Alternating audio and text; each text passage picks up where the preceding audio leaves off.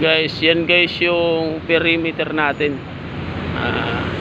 Yung dati ng mga kinakabit namin sa mga puno, garden, ayan na sila.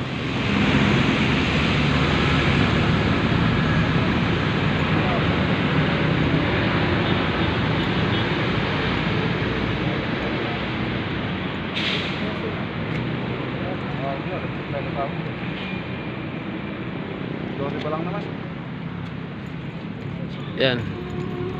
Hanggang dito yan guys. Yan.